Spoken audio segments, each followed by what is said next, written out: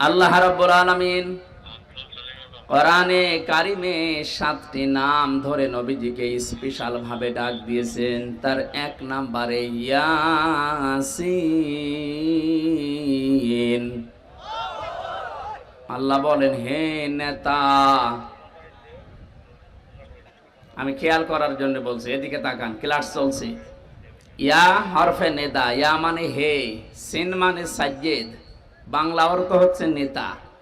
এই শব্দটা শুনলে অনেকে রাজনীতি মনে করে, অনেকে দুনিয়ার সাথে মিলিয়ে দেয়। এটা আখেরাতের সাথে সম্পর্কিত, নয়তো আল্লাহ কোরআনে ইয়াসিন বলে ডাক দিতেন না। আমরা ইয়াসিন সূরার কথা শুনলে অনেকে মনে করি একবার পড়লে 10 খতম কোরআন শরীফ পড়ার সওয়াব হয়। হ্যাঁ, মাস্ট বি, হবে। কিন্তু এর ভেতরে 83টা শিক্ষা আছে, ওগুলো আপনার প্র্যাকটিক্যাল লাইফে থাকা লাগবে। আপনি একটাও মানেন না, শুধু পড়ে যাচ্ছেন। আপনার সওয়াবের পরিবর্তে যেগুলো জানলেন ওর উপরে যদি আমল না থাকে আরো গুনাহ হবে।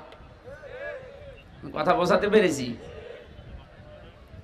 সিন শব্দের 5টা অর্থ পেয়েছি তাফসিরে কাবিরে আল্লামা ফখরুদ্দিন রাজি রহমতুল্লাহ আলাইহি। তিনি বলেন, সিন মানে সাজ্জিদুল আলামিন, সিন মানে সাজ্জিদুল বাশার, সিন মানে সাজ্জিদুল কাউনাইন, সিন মানে সাজ্জিদুল মুরসালিন, সিন মানে সাজ্জিদুল আম্বিয়া। প্রতিটি শব্দের তিনি ব্যাখ্যা দিয়েছেন। প্রথম যে শব্দটা তিনি লিখলেন, সিন মানে সাজ্জিদুল আলামিন, আলমের বহু বচন আলামিন। শুধুমাত্র এই দুনিয়া না, এই জগৎটা না, এরকম বহু জগৎ আল্লাহ বানিয়েছেন। যেখানে আপনি বসবাস করেন না কেন, ইয়াতানাজ্জালুল আমরু বাইনাহুন্না। সূরা তালাকের ভেতরে আল্লাহ জানিয়েছেন প্রতিটি জায়গায় আল্লাহর বিধিবিধান নাজিল হচ্ছে। মঙ্গল গ্রহে যারা আছে তাদের জন্য আল্লাহর ওই রকম বিধান নাজিল করেছেন। চন্দ্র দেশে যারা আছে ওখানকার জন্য আল্লাহর ওই রকম বিধান আছে। পৃথিবীতে যেহেতু আমরা শুধু মানুষ বাস করি, এখানে আমাদের জন্য আল্লাহর আলাদা বিধান আছে। সাইয়্যিদুল আম্বিয়া দিয়ে মুফাসসির বলেন, কেউ যদি মনে করে আমি তো দুনিয়ায় বসবাস করি না, আমি চন্দ্র দেশে আছি, আমি মঙ্গল গ্রহে আছি, ওখানে বসবাস করব। শুনলাম নাকি অনেকে ওখানে জমি কিনা আরম্ভ করিস, কেনেন। আপনি ওখানেও যদি বাড়ি ঘর বানান, বসবাস করেন, সাজ্জিদুল আলামিন এই শব্দের দ্বারা আপনাকে মুহাম্মাদুর রাসূলুল্লাহকে চন্দ্র দেশেও মানা লাগবে। আপনি যদি আমি মঙ্গল গ্রহে আছি, আপনার একমাত্র আদর্শ হওয়া লাগবে, নেতা হওয়া লাগবে মুহাম্মাদুর রাসূলুল্লাহ। এই শব্দটা বারবার বলছি কেন? কিয়ামতের ময়দানে আল্লাহ পাক যখন মানুষদেরকে বিচারের জন্য ডাকবেন, আমরা অনেকে দেশে উল্টাপাল্টা কথা শুনি যে কিয়ামতে এক একজন পীর সাহেব নাকি লক্ষ লক্ষ মুরিদ নিয়ে হাজির হবে। এটা বানানো কথা, ওটা নিজেদের স্বার্থে বানিয়েছে। কিন্তু কোরআনের কথা, ওয়াকুল্লুহুম আতিহি ইয়াউমাল কিয়ামাতি ফারদা। সূরা মরিয়ম 16 নম্বর পারার 10 নম্বর পৃষ্ঠার 15 নম্বর লাইনের 95 নম্বর আয়াত। এটা ফি জিলালিল কোরআনে আছে। ব্যাখ্যা করে বলতে গেলে অনেক সময় লাগবে, আমি শুধু একটু ইঙ্গিত দেই। আল্লাহ বলেন, কিয়ামতে প্রতিটি মানুষকে আমার সামনে আমি বিচার করার জন্য ডাক দেব, স্রেফ একা একা। কয়জন করি? শুধু এদিকে হাঁ করে তাকিয়ে থাকান, এবার নিজের দিকে আয়াতটা মিলান তো। কিয়ামতে প্রতিটি মানুষকে আল্লাহ নিজের সামনে যখন দাঁড় করাবেন, আপনার আশেপাশে কেউ নেই, স্রেফ আপনি একা। ফাইদা নুফিখা ফিস-সূরি ফালা আনসাবা বাইনাহুম ইয়াউমাইযিন ওয়ালা ইয়াতাসাআলুন। সূরা মুমিনুনের ভেতরে আল্লাহ জানিয়েছেন, সিংগায় ফৎকার দেওয়ার সঙ্গে সঙ্গে যত রকমের সম্পর্ক তোমার সাথে দুনিয়ার মানুষের ছিল, যত রকমের সম্পর্ক বলতে এখানে পারিবারিক সম্পর্ক আছে, রক্তের সম্পর্ক আছে, বিবাহের সম্পর্ক আছে, দলীয় সম্পর্ক আছে। এ কথা বুঝতেছেন? পৃথিবীর যত রকমের সম্পর্ক আপনার সাথে মানুষের ছিল সব কাট হয়ে যাবে। এমনকি কিয়ামতে কেউ কাউকে দেখলে পরিচয় দেওয়া দূরের কথা, আগে পালাবে। কোরআনে কারিমে আল্লাহ 7 প্রকার মানুষের নাম দিয়েছেন।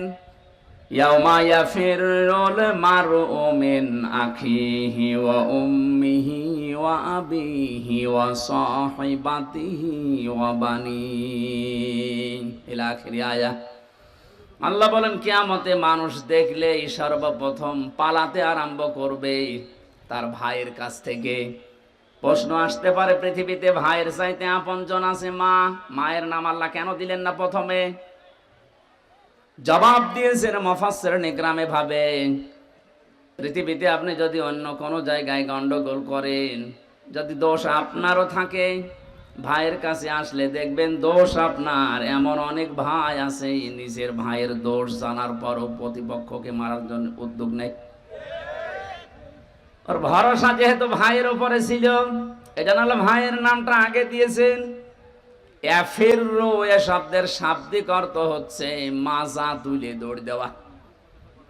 সাপে তাড়লে মানুষ যেভাবে দৌড়ায়, বাঘে তাড়া দিলে যেভাবে দৌড়ায়, পুলিশ দেখলে যেভাবে দৌড়াতাম, এখন আর দৌড়ানো লাগবে না, এখন ওনারা আমাদের বন্ধু। গত কয়েকদিন আগে যশোরের এসপি সাহেব ঘোষণা দিয়েছে, পুলিশের এই চাকরি আমি জান্নাতে যাওয়ার মাধ্যম হিসাবে গ্রহণ করেছি।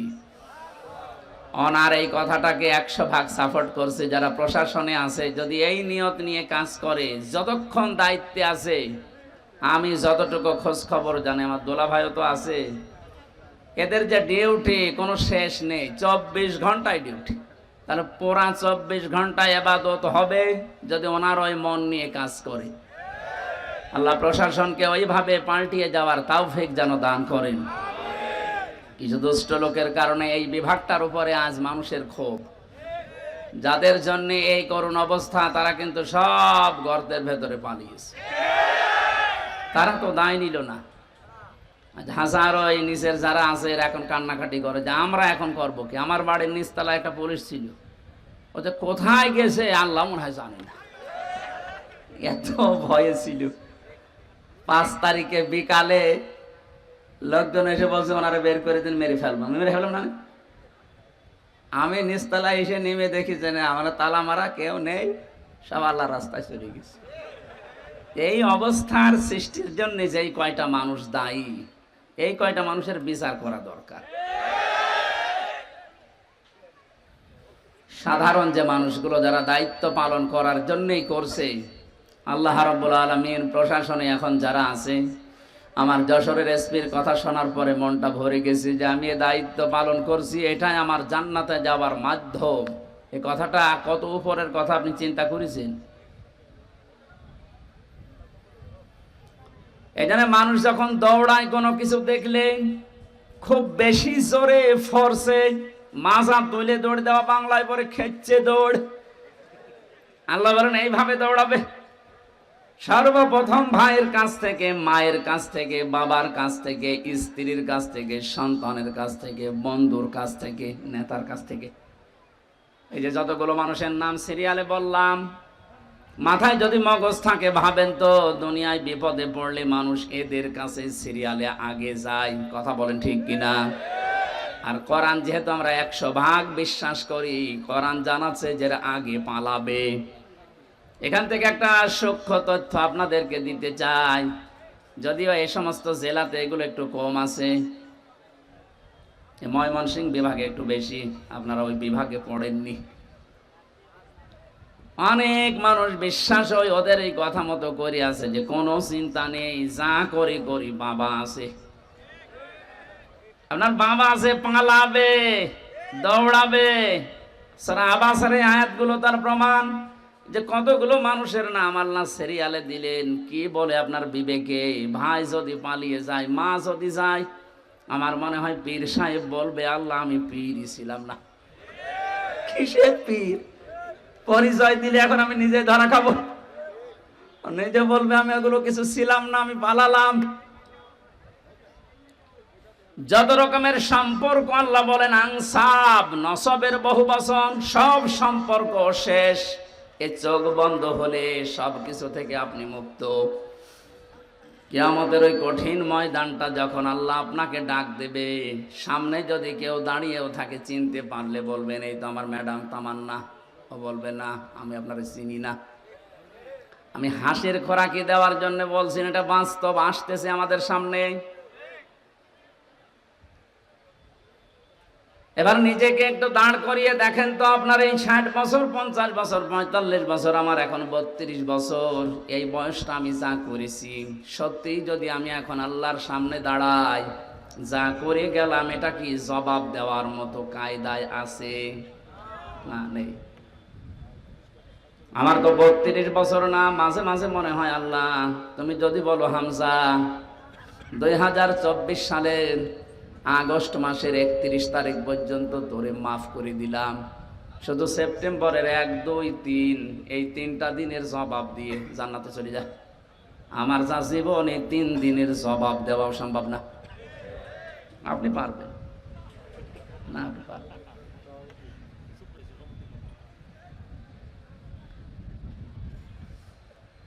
কঠিন বাস্তবতা আমার সামনে।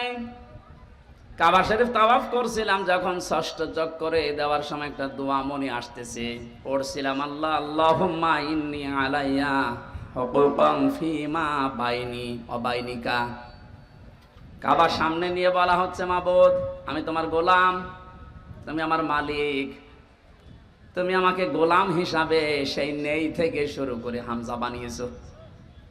আমি কিন্তু উল্লেখ করার মতো কিছু ছিলাম না, একেবারে নেই থেকে শুরু করে আজ হামজা পর্যন্ত তুমি বানিয়েছো। হ্যাঁ, আমার মা বাবা শুধু বিছানায় ছিল, এতটুকুই শেষ, বাকি কিছু করার ক্ষমতা তাদের নেই। বিজ্ঞান জানিয়েছে বাবার স্ফলিঙ্গ দিয়ে দ্রুত গতিতে পানিটা যখন বের হয়ে মায়ের রেহেমের ভেতরে যায়, 40টা দিনে মহান আল্লাহ এটাকে 4টা ভাগে ভাগ করেন। ফালিয়ানজুরিল ইনসানু মিম্মা খুলিকা মিম্মা দাফিকিন ইয়াখরুজু মিন বাইনিস সুলবি ওয়াত তারাইব। আলেম যারা আছেন একটু খেয়াল করেন তো, আল্লাহ বলেন মানুষকে নজর করে না তার জন্মের দিকে। আল্লাহ এমন একটা জায়গায় হাত দিয়েছেন, দুর্বল একটা জায়গা। মানুষকে যদি কেউ ঘায়েল করতে চায়, ছোট করতে চায়, মুখ বন্ধ করে দিতে চায়, সে যেন তার দুর্বল জায়গায় হাত দেয়। আল্লাহ দিয়েছেন এমন একটা জায়গায় হাত দিয়েছেন, আপনি উস বিষ করার মতো ক্ষমতা পাবেন না। কে নিয়ে এত লাফালাফি করো তুমি? আমাকে বানিয়েছি কি দিয়ে? দেখো যে পানিটা বাবার শরীর থেকে বের হলেই বাবার শরীর পর্যন্ত নাপাক হয়ে যায়, যেখানে লাগে ওই জায়গাটাও নাপাক হয়ে যায়। কথা বলে না কেন? এটা দিয়ে তোমারে আমি বানালাম। এই যে সোলবন এবং তারাইব দিয়েছেন আল্লাহ, আরবি ভাষায় সোলবন 1 বচন, তারাইব বহু বচন। বাবার লজ্জাস্থানকে সোলবন বলা হয়, মায়ের লজ্জাস্থানকে তারাইব বলা হয়। বাবার ক্ষেত্রে আল্লাহ 1 বচন দিলেন, মায়ের ক্ষেত্রে বহু বচন দিলেন কেন? এর ব্যাখ্যায় আমি দেখেছি মুফাসসির লিখেছেন, পৃথিবীর ময়দানে মায়ের চাইতে বাবার কষ্ট 3 ভাগ কম হয়। বাবা শুধু বিছানায় থাকা পর্যন্ত, এখান থেকে শুরু করে দুনিয়ার মুখ দেখানো যত দায়িত্ব পালন করেছে আপনার মা। কোরআনে কারীম জানাচ্ছে, হামালাতুহু উম্মুহু ওয়াহানান আলা ওয়াহানি ওয়া ফিসালুহু ফি আমাইনি আনিশকুর লিল্লাহ ইলা আখির আয়াত। কষ্টের পরে কষ্ট সহ্য করে মা তোমাকে পেটে বহন করেছিল 10 মাস 10 দিন। এরপরে ডেলিভারির যে কষ্টটা, বিজ্ঞান এই শব্দটা নিয়ে গবেষণা চালিয়ে দেখেছে। আমরা যত পুরুষ এখানে বসে আছি, যত শক্তিশালী পুরুষ হোক, মোহাম্মদ আলী কিলে নাম শোনেননি? এই লোকটা পর্যন্ত 45 ইউনিট কষ্ট যদি তাকে দেওয়া হয় মারা যাবে। এর বাইরে আর সহ্য করার ক্ষমতা পুরুষদের শরীরে আল্লাহ দেয়নি। বিজ্ঞান জানাচ্ছে একটা মা যখন সন্তান দুনিয়াতে মুখ দেখাতে ডেলিভারির কষ্টটা সহ্য করে, কমপক্ষে তার কষ্ট হয় 57 ইউনিট। একবারে শরীরের 24টা হাড় ভেঙে গেলে যেমন কষ্ট হয়, আমার এই মুখটা দুনিয়াতে দেখাতে মায়ের ওই কষ্ট হয়েছিল। শুধু এতটুকু শেষ করেননি, 2 বছর পর্যন্ত আমার মা আমাকে দুধ খাওয়িয়েছেন। এই 3টা বিষয়ের কারণে আল্লাহ পাক জন্মের ক্ষেত্রে যেখানে দিয়েছেন সেখানে বহু বছর মায়ের তারাইব। ও পৃথিবীর মানুষরা, এই যে আনিশকুর লিল্লাহ এ শব্দের ব্যাখ্যা পড়তে গিয়ে একটা আশ্চর্য বিষয় আমার কাছে এসেছে। আল্লাহ যেখানেই তার নিয়ামতের শুকরিয়া আদায় করো, শুকরিয়া আদায় করো এ কথা দিয়েছেন, পুরা কোরআনে দেখবেন ওই জায়গার পরে আল্লাহ মা বাবার শুকরিয়া আদায় করো এ শব্দটা লাগিয়েছেন। আব্দুল্লাহ ইবনে মাসউদ রাদিয়াল্লাহু তাআলা আনহু থেকে বর্ণিত একটা হাদিস পেয়েছি আয়াতের ব্যাখ্যায়, তাফসিরে হাক্কানিতে পাবেন। তিনি লিখেছেন, পৃথিবীতে কেউ যদি আল্লাহর নিয়ামত পাওয়ার পরে শুকরিয়া আদায় করে কিন্তু মা বাবার শুকরগুজারি করে না, ও যেন আল্লাহকেও মানে না। আজ এইটা যদি আমাদের দেশে থাকতো তাহলে থানায় অন্তত মা বাবা নিয়ে সন্তানের দায়িত্ব কর্তব্য অবহেলা এরকম কোনো মামলা অভিযোগ ওনাদের কাছে যেত না। আশা করছি আজটা খুব ভালোভাবে চেষ্টা করবেন মানার। এটা গুরুত্বপূর্ণ এত বেশি, কিয়ামতে একটা প্রাচীর আল্লাহ বানিয়ে রাখবেন। এই যে প্রাচীর দেওয়া আছে, এখানে আল্লাহ কিছু মানুষকে দাঁড় করাবেন। ওই যে যারা দাঁড়িয়ে আছে মনে করেন ওইভাবে দাঁড়িয়ে থাকবে। ওইদিকে জান্নাত, এইদিকে জাহান্নাম। ওদেরকে আল্লাহ জান্নাতে দেবে না। নবীজি বললেন ওদেরকে আল্লাহ জান্নাতে না দিয়ে দাঁড় করিয়ে রাখবে আরাফ নামক এই প্রাচীরের উপরে, জান্নাত জাহান্নামের মাঝে। সাহাবীরা বলে, হুজুর জান্নাতে দেবে না কেন? বলে মানুষগুলো দুনিয়াতে ইবাদত বন্দেগী করেছিল কিন্তু মা বাবার হক আদায় করেনি, এই জন্য জান্নাতে দিচ্ছে না। বিশ্ব নবী বলেন জাহান্নামে দেয় না আল্লাহ এই কারণে, এই মানুষগুলো পৃথিবীর ময়দানে আর যাই করুক না কেন দিন কায়েম করা লাগবে, এই চেষ্টা সাধনায় লিপ্ত থাকতো। সূরা সাফের 10 নম্বর আয়াতের তাফসিরে আছে, পৃথিবীতে যারা আল্লাহর দিন কায়েম করা লাগবে এই টেন্ডেন্সি নিয়ে চলে। কায়েম যদি হয় ভালো, না হলেও অসুবিধা নেই, কিন্তু এই চেষ্টা করার কারণে আল্লাহ একামতে দিন কায়েম করা এটা ফরজ। এই কারণে আল্লাহ তাদেরকে জাহান্নামে দেবে না।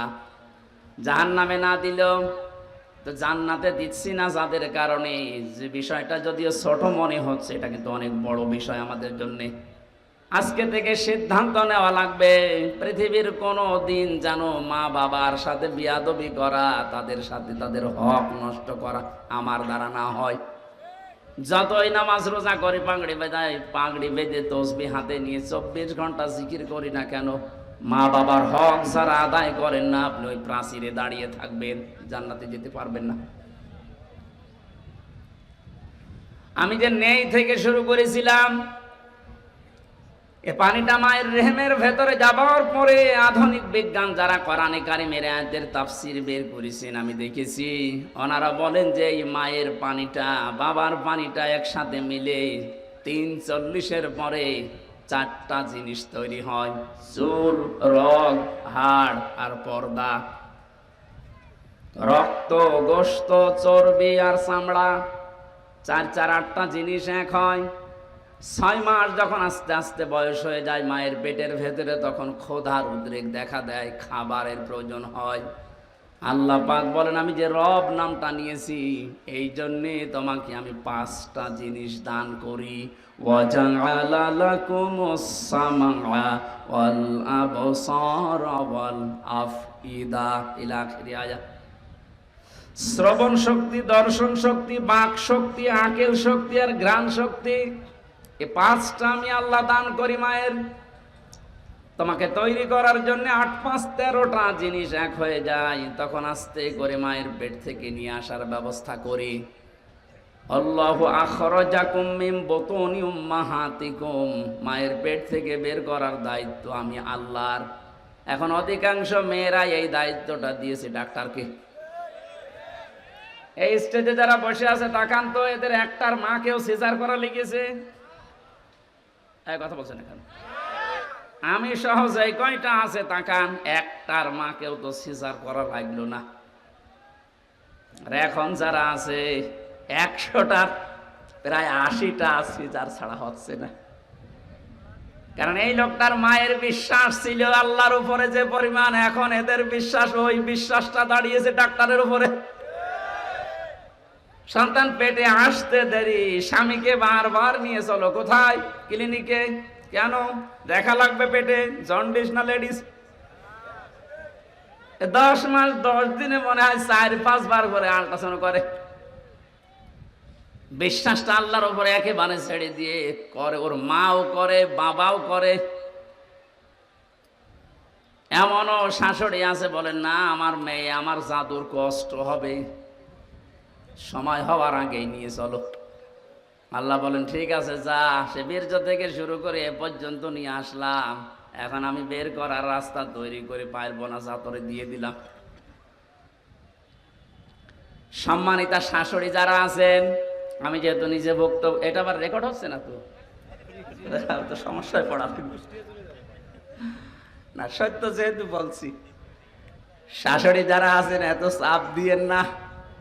আপনার মেয়ের ওই সন্তানটা তৈরি করা যদি সেই বীর্য থেকে শুরু করে এ পর্যন্ত আল্লাহ সব পারে, যে 13টা জিনিস কেউ তো দেয়নি, আল্লাহ নিজে দিয়েছেন। আল্লাহ নিজেই ঘোষণা দিচ্ছেন আমি নিজে বের করে আনার দায়িত্ব নিলাম। অথচ স্বামীও অনেকে চায় যে আমার স্ত্রীর সন্তানটা নরমালে হোক, শুধু শাশুড়ির কারণে অনেকে পারে না। আমি বেশি বলে ফেললাম। শাশুড়ি যারা আছে আমার মনে হয় আগামী বছর আমার নাম শুনলে বদদুয়া করবে যে হুজুর মরুক। না, আপনি সিজার করে আপনার মেয়েটাকে সংসার করার অনুপযোগী করে দিয়েছেন। আপনি হয়তো টের পাচ্ছেন না, বাস্তবতা বোঝেন। কিছুদিন পরে আপনার এই জামাই, যখন মেয়ের জামাই অন্য জায়গায় একটু উকি ঝুঁকি মারবে, লাইন করবে, তখন আপনি বরদোয়া দেবেন। আপনি তো নষ্ট করে দিয়েছেন।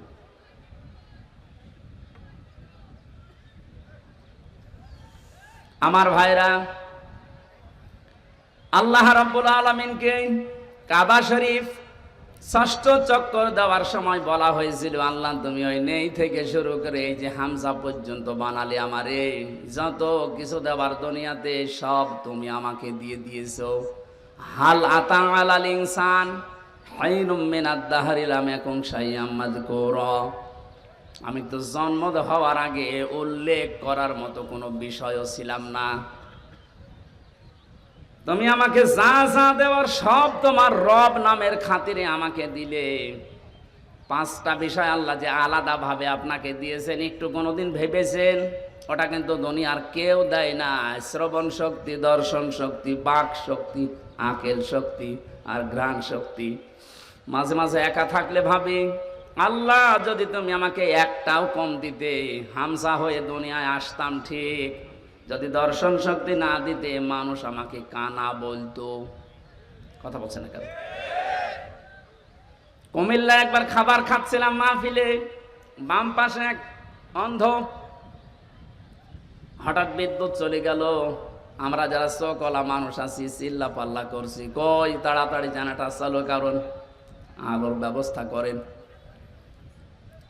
অন্ধ আমার হাত চেপে ধরে বলছে, হুজুর চিল্লাচ্ছেন, মাত্র কয়েক মিনিট কারেন্ট চলে গেছে, আপনারা চিল্লান। অথচ আজ 42 বছর আমার জীবনে কোনো কারেন্ট নেই। 42টা বছর হয়ে গেল দুনিয়ায়, আমার কারেন্ট কি এটা আমি জানি না। ওই দিন অন্ধ আর একটা কথা জানিয়েছিল, যে চকলা মানুষ যারা, ওরা তো এমনিতেই দেখে, ঘুমিয়ে থাকলে স্বপ্নেও দেখে, কিন্তু আমরা অন্ধ যারা, ঘুমিয়ে থাকলে স্বপ্নেও কিছু দেখি না, শুধু একটা আওয়াজ শুনি। আপনি ওর জায়গায় নিজেকে দাঁড় করিয়ে বলেন তো, আপনি কি পেয়েছেন জীবনে? কিছুই যদি না পেয়ে থাকেন, শুধু চোখ দুইটার কারণেও তো সেজদা দেওয়া যায়। কথা বলে না কেন? জামাত ইসলামের যিনি আমির এখন, ডাক্তার শফিকুর রহমান, ওনার সাথে জেলখানায় আমি ছিলাম, এক রুমে দেখেছি মাঝে মাঝে উনি সেজদা দিত শুধু এইটার দিকে তাকিয়ে। বুড়া মানুষ, মুরব্বী মানুষ, 65 বছরের বয়স, সারাদিন আদালতে থাকার পরে যখন আসতেন রাত 8টা, 8:30, 9টায়, কিছুক্ষণ নামাজ আদায় করার পরে সেজদায় পড়ে যেতেন।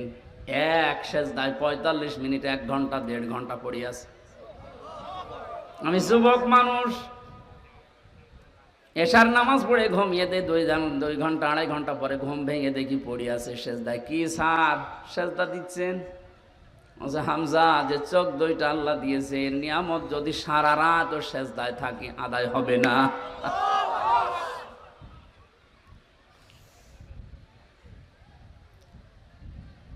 এই জন্য নিজেকে এই 5টা জিনিসের সামনে মাঝে মাঝে একটু দাঁড় করায়। আল্লাহ পাক যে নিজের দায়িত্ব নিয়ে আমাকে দিলেন, একটাও যদি ওটি কম দিতেন, আপনি নিজের দিকে ভাবিয়ে বলেন, উনি আস্টিয়ন হয়ে ওসি হয়ে বসে আছে, অন্ধ হলে দায়িত্ব দিত সরকার। বলেন, যদি শ্রবণ শক্তি না দিত, মানুষ কালা বলে ডাকতো আমাদের। এই জন্য কাবা ঘর তাওয়াফ করার সময় 6ষ্ঠ চক্কর, এটা আল্লাহকে বলা হচ্ছে, মাবুদ আমাকে তুমি নেই থেকে পর্যন্ত সব দিলে, কিন্তু তুমি তো আমার মালিক, তুমি তো কিছু পাও আমার কাছে বান্দা হিসাবে, আমি গোলাম হিসাবে তোমারে কিচ্ছু দিতে পারি নাই।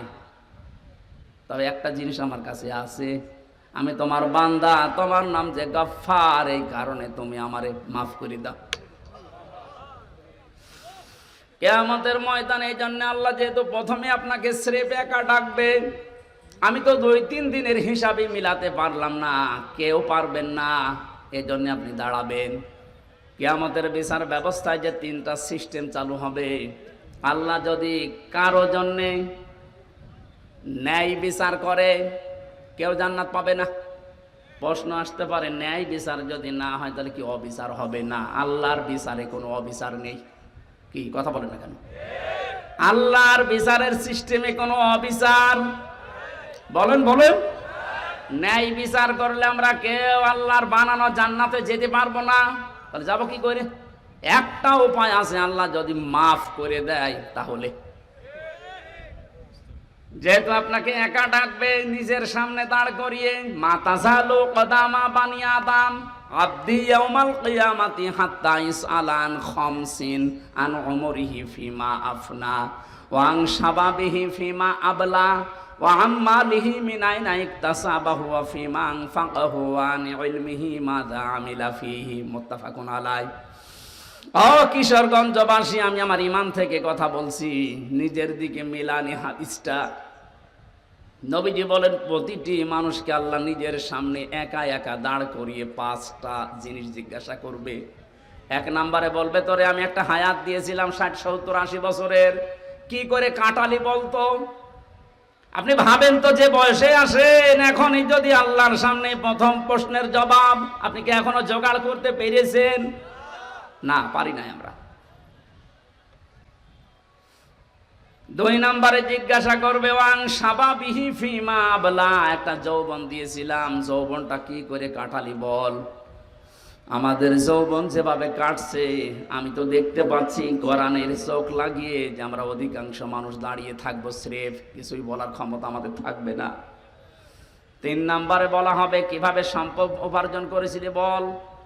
কালকে কোর্টে হাজী সেলিমকে তুলেছিল, যেভাবে মানুষ গালাগালি করছে, ঘৃণা করছে, থুতু মারছে, ডিম মারছে, যা করেছে কালকে ওনার সাথে, উনি যদি স্বাভাবিক জীবনযাপন করতে, যে যতটুকু সম্পদ হলে একটা মানুষের চলে ওইভাবে চলতো, উনি যা করেছে, আমার মনে হয় উনি একা না, 1000 বছরও যদি হায়াত নাই, যা করে রেখেছে ঢাকার বুকে, 1000 বছর হায়াত পেলেও সম্পদ পোড়াবে না। অথচ বয়স এখন যা হয়েছে, যদি কালকেই মারা যায়, কি করলো বলেন?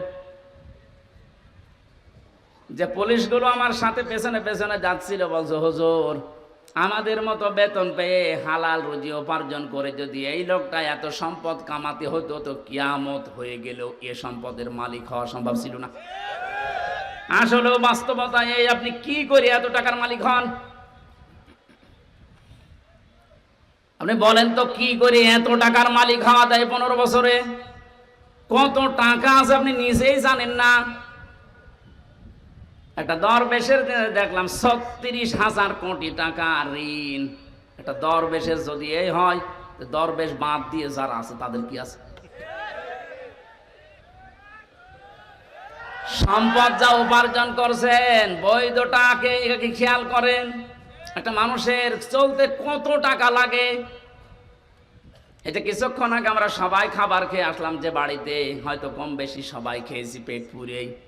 এখন যদি কেউ রাজভোগ সামনে এনে দেয়, আমাদের যে এখন অবস্থা, 1 কেজি বলে যে 20,000 টাকা কি 2,000 টাকা কেজি এই মিষ্টির আপনি খান, আমার তো মনে হয় এখানে এখন আর কারো খাওয়া সম্ভব না।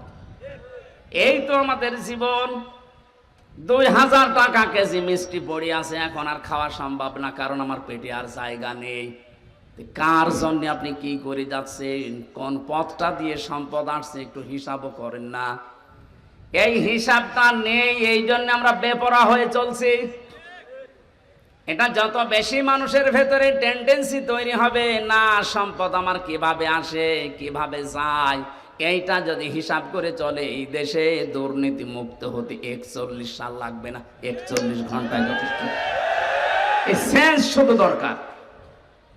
খলিফাতুল মুসলিমিন হযরত আবু বকর আমিরুল মুমিনিন, তিনিও তো আমাদের এদেশে যারা দায়িত্বে আছে এরকম রাষ্ট্রপ্রধান ছিলেন। তার স্ত্রী উম্মে রোমানা একদিন এসে বলে, স্বামী, বড় ছেলে আব্দুল্লাহ ও পায়েস খেতে চায়, আপনি দয়া করে রাষ্ট্রের যিনি খাজানচির দায়িত্বে আছে, অর্থমন্ত্রী বায়তুল মালে, তারে বলেন আগামী মাসের বেতন যেন আমাদের আগেই দিয়ে দেয়। উনি যে অর্থমন্ত্রীর কাছে বললেন আগামী মাসের বেতনটা একটু দিয়ে দেন, মন্ত্রীও বানিয়েছিল ওই রকম, ডাক দিয়ে বলে, খলিফা আপনি আগামী মাস পর্যন্ত বেতন চান, আগামী 1 মাস বেঁচে থাকবেন, ওইটা একটু লিখে দেন। উনি বলছে ঠিক আছে, আমার বেতন লাগবে না। বাড়িতে যে স্ত্রীকে শুনিয়েছে যে এটা বলেছিলাম, আমাকেই শুনিয়েছে। স্ত্রীরা আমাদের বড় মতন উল্টো পাল্টা না, স্ত্রী ওই রকম 15 দিন পরে কথাবার্তা আর কিছু বলে না, ঠিক আছে আর চাহিদা নেই। 15 দিন পরে ঠিক উনি খাবারটা তৈরি করেছে, সামনে দেওয়ার পরে বলছে কোথায় পেলে? স্ত্রী বলছে, স্বামী আপনি ভুল বুঝবেন না, আপনাকে আমি বলেছিলাম আপনি পারেননি, অপারগতা দেখিয়েছেন, আমি জেনে শুনে একটা কাজ করেছিলাম। ওই দিন থেকে এই 15 দিনে প্রতিদিন 1 মুঠ করে চাল, গম, আটা যাই বলেন তুলে রাখতাম। এই 15 দিনে প্রায় 2 কেজি বেশি হয়ে গেছে।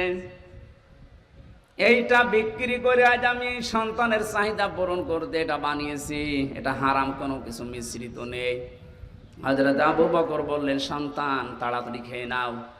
খাবার শেষ করে চলে গেলেন অর্থমন্ত্রীর কাছে। বায়তুল মালে গিয়ে বলে, খাজানচি আগামী মাস থেকে আমার যে বেতন আছে 12,000 টাকা, 2,000 করে কম দিও। কেন? কারণ আমি যা হিসাব করে দেখলাম যে আমার 10,000 টাকা হলেও সংসার চলে, 2,000 টাকা রাষ্ট্রের কাছে কাজে লাগাও।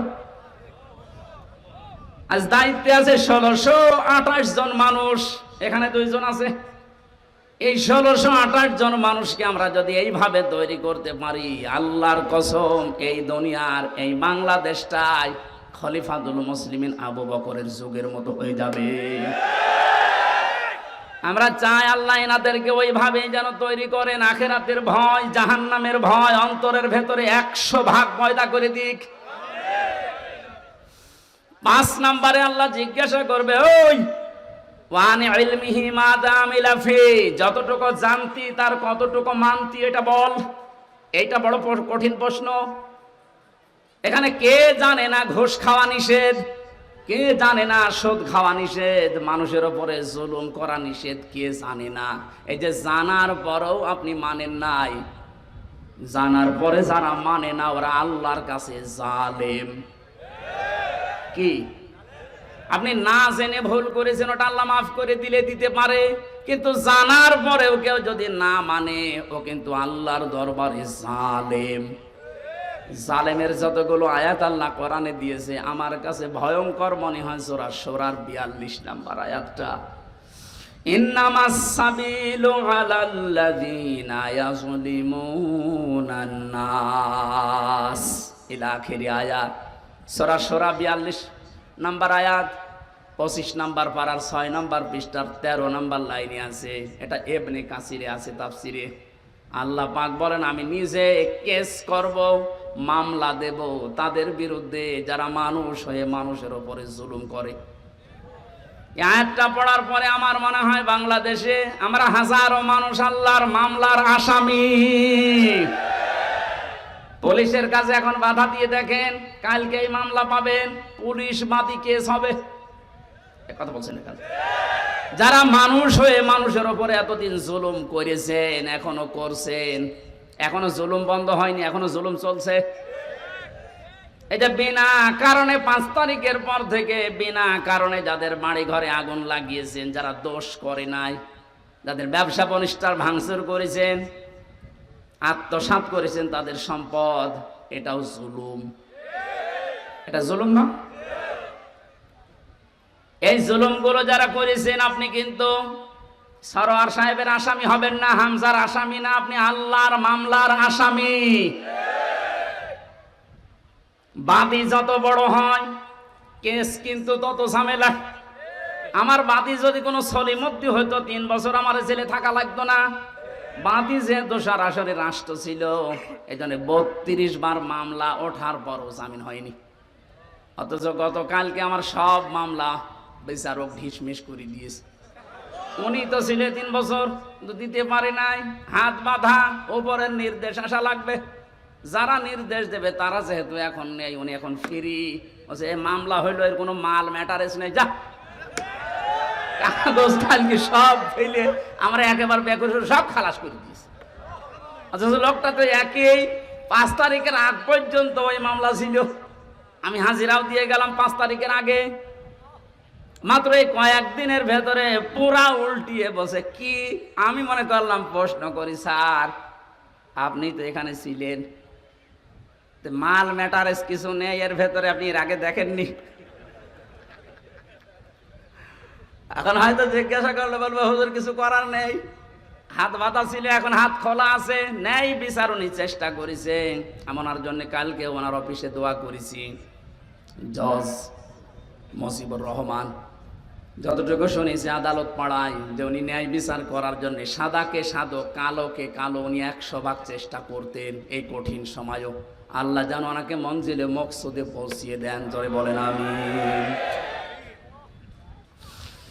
যতটুকু আমরা জানছি ততটুকু মানছি না। এই যে এলেমের প্রশ্ন করা হবে, এলেম মানে মাওলানা হওয়া লাগবে আমার মতো না, হাফেজ হওয়া লাগবে না। যে যতটুকু জানেন ওই জ্ঞান অনুযায়ী, বিবেক অনুযায়ী যদি কেউ কাজ না করেন, সে জাহান্নামে সাঈর নামক একটা দরজা আছে, সেখানে আল্লাহ তাকে প্রবেশ করাবে। ওয়াকালু লাউ কুন্না নাসমাউ আও নাকিলু মা কুন্না ফি আসহাবিস সাঈর। সূরা মুলকের 10 নম্বর আয়াত। আল্লাহ বলেন জাহান্নামে সাঈর নামক যে দরজা আছে, এই আলালিহান আগুনের সামনে যখন মানুষকে নেওয়া হবে, ফেরেশতা মালিক যিনি দারোয়ানের দায়িত্বে আছে, উনি বলবে কেন আসলেন? যত মানুষ এই সাঈর নামক জাহান্নামে যাবে, তারা এক বাক্যে বলতেন বাধ্য হবে যে আমরা শোনার পরে না শোনার ভান করেছিলাম, আর আমাদের বিবেক আমরা কাজে লাগাইনি।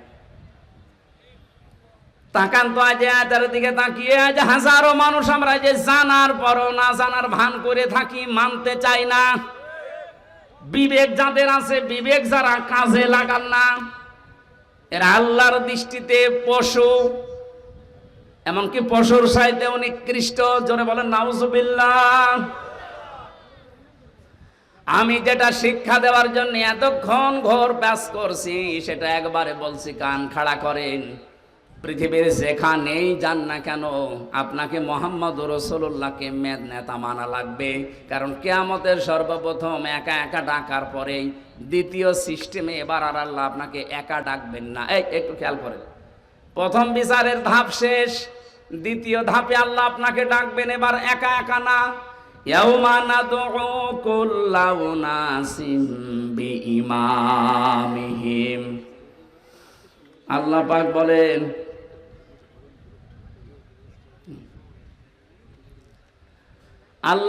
বলেন, সূরা এটা বনী ইসরাইলের 72 নম্বর আয়াতের প্রথম অংশে আছে, কিয়ামতে এবার সিস্টেমে আমি ডাকবো মানুষকে তার নেতার সাথে, ইমামের সাথে। ও কিশোরগঞ্জবাসী, এটা আখিরাতের সম্পর্কিত, এই জন্য আমি বিষয়টা ক্লিয়ার করছি।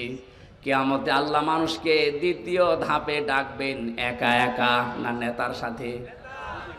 আগে নেতা, এরপরে কর্মী। আপনার বিবেককে এবার জিজ্ঞাসা করেন তো, যে নেতাকে আপনি মেনে চলেন, এ যদি কিয়ামতে আল্লাহর সামনে দাঁড়ায় আর আপনি তার পেছনে, ওর যা চরিত্র, ওর যা সোরাত সিরাত, ওরে দেখে আল্লাহ মাফ করবে বলে মনে হয়? বলছেন না, ও তো ধরা খাবে।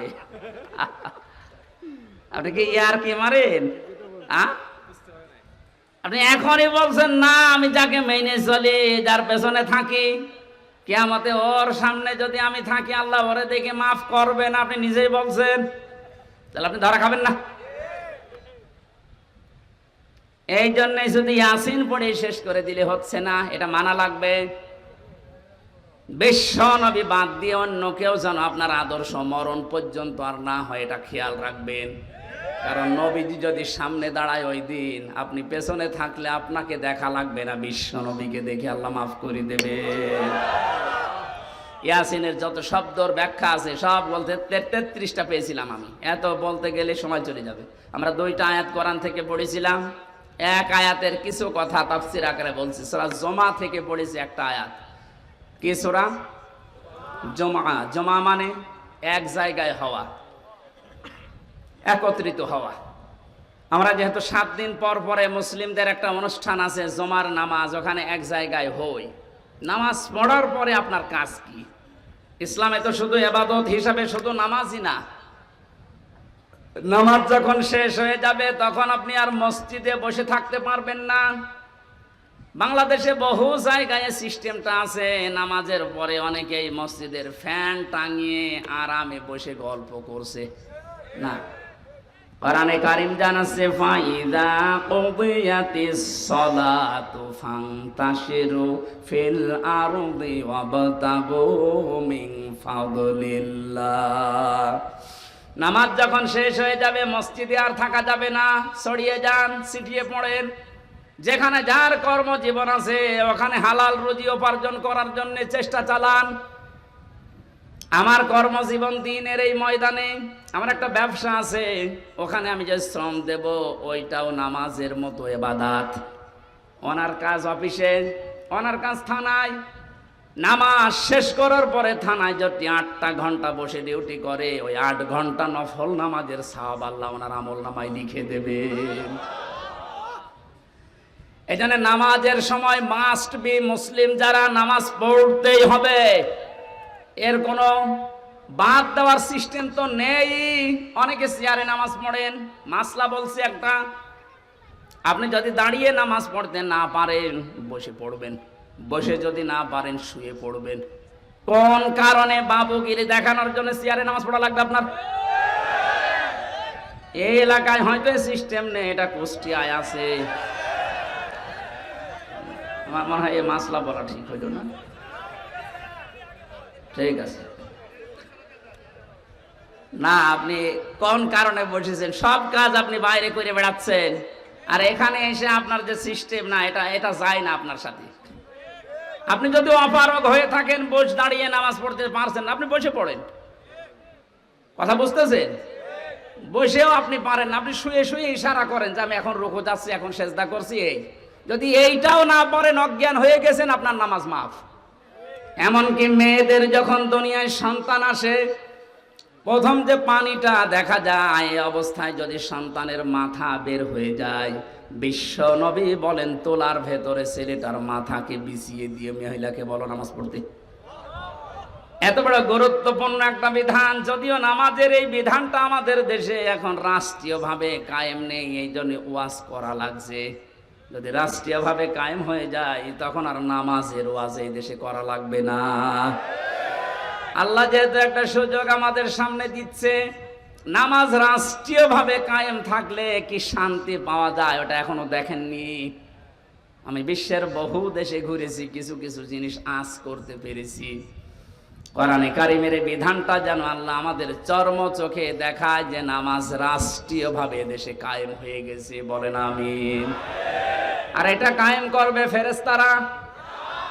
কথা বলে দেখেন, যারা ওই জায়গায় বিলটা পাস করবে ওইরকম মানুষকে আল্লাহ যেন দায়িত্ব দেন। তাহলে নামাজ শেষ করবেন কেন? কারণ পৃথিবীতে রহমত ছাড়া বেশি থাকার সম্ভব না। আপনি এক পা ফেলেছেন আর এক পা ওঠাবেন, এই পা তুলতে গেলেও রহমত লাগবে কার? আপনি যদি নিজের মাস্তানিতে চলতে চান পারবেন না। কোরআনে কারীম জানাচ্ছে প্রতিটি মানুষের এই পায়ের পেছনে প্রতিটি কদমে কদমে একটা ফেরেশতা সাহায্য করে। আল্লাহ যদি অর্ডার দিয়ে দেয় এর কদমে আর সাহায্য করবেন, আপনি প্যারালাইজড হয়ে পড়ে থাকবেন। এই জন্য যেহেতু রহমত দরকার, আর পৃথিবীর যত রহমত আছে সব দরবারে, গাছতলায়, মাজারে, কোথায়? কোরআনে কারিমে আল্লাহ রাব্বুল আলামিন বলেন ফাইদা কুদিয়াতিস সালাতু ফান্তাশিরু ফিল আরদ। নামাজ যখন শেষ হয়ে যায়, এই আয়াতের ব্যাখ্যা করতে গিয়ে আমি ইবনে কাসিরে পড়তে পড়তে পেয়েছি যেহেতু আমাদের জীবনে রহমত দরকার, দুনিয়ার কোন জায়গায় এত রহমত নেই যত রহমত আল্লাহ তার ঘর মসজিদে রেখেছেন। এখানে প্রবেশ করার প্রথমেই মানুষকে বলা লাগে কি? আল্লাহুম্মা আফতাহলি আবওয়াবা রহমাতিকা। হে আল্লাহ, আমি তোমার রহমতের জন্য এসেছি, যত দরজা আছে একটানা আবওয়াব, সব দরজা খুলে দাও। তাহলে মসজিদের জন্য, রহমতের জন্য কোন জায়গা? আরো জোরে। এটা পাওয়ার জন্য মসজিদে যাবেন তো? যত কাজ থাক সব আজান হওয়ার পরে স্টপ, আগে ফরজ নামাজটা শেষ করেন, খুব জরুরি হলে আপনি ফিরে আসেন, এরপরে আপনি আবার কাজে লাগেন। নফল সুন্নত যদি পড়তে না পারেন, সময় যখন পাঠ পড়ে নিয়েন, কিন্তু ফরজ মাফ নেই। মাস্ট বি, ফরজ নামাজ মরণের আগ পর্যন্ত ছাড়া যাবে না। কেউ যদি ফরজ নামাজ ছেড়ে দেয়, আল্লাহ বলেন আমি ওর দায়িত্ব ছেড়ে দেই। টের পেয়েছেন কত বড় কথা এটা? আপনি আল্লাহর দায়িত্বেই থাকবেন না। এই জেলায় যিনি এসপি আছেন, পুরা জেলার মানুষকে কন্ট্রোল করার জন্য, নিরাপত্তা দেওয়ার জন্য সরকার তাকে দায়িত্ব দিয়ে এখানে পাঠিয়েছেন। এই কটিয়াদির মানুষগুলো সহজ সরল ভাবে চলতে পারে, নিরাপত্তা নিয়ে চলতে পারে, সব কাজ নির্বিঘ্নে যেন করতে পারে, এই জন্য দায়িত্ব দিয়েছে সরকারি নারে। এই কথা বলছেন এখানে। ওনার দায়িত্বের বাইরে চলে গেলে আপনি কিন্তু বিপদের সম্মুখীন হবেন। পুলিশ এখন নেই, এই জন্য আমরা এখনো আতঙ্কগ্রস্ত। এটা কাটেনি। কুষ্টিয়া থেকে পর্যন্ত কাল আমি 4:30টার সময় এসে পৌঁছিয়েছি। পুলিশ যেহেতু এখন সেরকম অ্যাক্টিভ না, এই জন্য হাজারো ভয় মনের ভেতরে, না জানে আবার কে গাড়ি থামায়। ওনারা যে দায়িত্বে আছে, ওই দায়িত্বের ভেতরে আপনাকে থাকা লাগবে, শান্তি স্বস্তি নিরাপত্তা নিয়ে থাকতে পারবেন। আল্লাহ পাক বলেন আমার রহমতের বাইরে চলে গেলে তুই এক সেকেন্ডও টিকে থাকতে পারবি না। এই জন্য রহমতের জন্য মাজারে যাবেন না মসজিদে? আরো জোরে। মসজিদে বসে থেকে কাজ শেষ তা না, নামাজ ফরজ শেষ, সুন্নত নফল মসজিদে পড়ার দরকার নেই। এই মাসলাটা মনে রাখবেন, সুন্নত নফলের জন্য বাড়ি বা যেখানে বসবাস করেন ওই জায়গা, কিন্তু ফরজ নামাজের জন্য পুরুষের জায়গা মসজিদ। নামাজ শেষ হওয়ার পরও বসে বসে আপনি গল্প করছেন, ফ্যান চালিয়ে দিয়েছেন, কে বিল দেবে কি আপনার বাবা নাকি? এই জন্য এটা জায়েজ নেই। যারা এগুলো করছেন এটা বন্ধ করেন। না, দিনের কোনো শিক্ষা নেওয়ার জন্য, তালিম নেওয়ার জন্য বসে আছেন সেটা আলাদা। তাছাড়া মেয়ে বিয়ে দেবেন, ধান লাগাবেন জমিতে, এই নিয়ে আপনি গল্প শুরু করেছেন নামাজের পরে মসজিদে ফ্যান ছেড়ে দিয়ে। আমার দাদা একটা গল্প বলছিল শিক্ষার জন্য। কিছু মানুষ নামাজ পড়ে না, কোনো ওয়াক্তেই যায় না, কিন্তু এলাকাতে বিদ্যুৎ নেই, সোলারে চলে, মসজিদে জেনারেটর দিয়ে ফ্যান চালায়। লোকজন যে বলছে মুয়াজ্জিন সাহেব আমরা নামাজ পড়বো না, এশার নামাজ পড়ে মানুষ যখন সব চলে যাবে চাবি দিয়ে দেবেন, ফজরের আজান দিতে আসবেন চাবি নিয়ে নেবেন, অসুবিধা নেই, আমরা ফ্যান ছাড়া আমাদের খুব কষ্ট হচ্ছে। মুয়াজ্জিন বলছে এমনি এমনি দেব, ঠিক আছে, মাসে আপনাকে গোপনে আমরা 4 জন মিলে 2000 টাকা দেব, ঠিক আছে। এশার নামাজ পড়ে সব বাড়ি চলে যায়, ওরা আসে রাত 9:30 10টায়। মসজিদে প্রবেশ করে মানুষ 4 জন, ফ্যান দিয়েছে 10টা। ফ্যানের নিচে যাদের ঘুমানোর অভ্যাস নেই, ওরা যদি একবার ফ্যান পায় ঘুমাবে না মরে যাবে, মরে গেছে। এমন ঘুম, একবার ফজরের সময় মুয়াজ্জিন এসেছে, আজান দেবে, যে লাইট দিয়েছে দেখে নাউজুবিল্লাহ, কারো কাপড় ঠিক নেই, ওদের মাঝখানে দাঁড়িয়ে চিল্লানি দিয়েছে, মসজিদে থাকা জায়েজ নেই। রাত বাদ করে ওটা বলছে, মুয়াজ্জিন সাহেব কি ফতোয়া দিলেন, মসজিদে থাকা জায়েজ নেই মানে? হ্যাঁ, মসজিদে থাকা জায়েজ নেই, ফতোয়া দেন, দলিল কি বলেন? দলিল কি? আমি নিজে দেখলাম। কিসের দলিল দেব? কোন দলিল লাগবে না, বিনা দলিলে হারাম। নামাজ শেষ হওয়ার পর আপনি কোন কারণে আল্লাহর ঘরে বসে বসে সময় কাটাবেন, কি দায়িত্ব আপনার? এই জন্য আল্লাহ আয়াত নাজিল করে জানালেন, নামাজ শেষ, ছড়িয়ে যা, ছিটিয়ে পড়। অবতাগু মিন ফাদলিল্লাহ, আল্লাহর অনুগ্রহ, ফজল কোথায় পাওয়া যায় সেখানে দৌড়িয়ে যা। এই যে ফজল মানে রিজিক, ফজল মানে, এখানে মসজিদ থেকে বের হওয়ার সময় মানুষ দেখবেন বলে, আল্লাহুম্মা ইন্নী আসআলুকা মিন ফাদলিকা, হে আল্লাহ আমি তোমার কাছে চাই ফজল, অনুগ্রহ, রিজিক। কিন্তু শব্দের দিকে খেয়াল করলে যেটা দেখা যাচ্ছে, আল্লাহ কিন্তু নামাজের আগে ওয়াজকুরুল্লাহ দেননি, যে নামাজ পড়তে গেলে আল্লাহর জিকির বেশি বেশি কর নেই।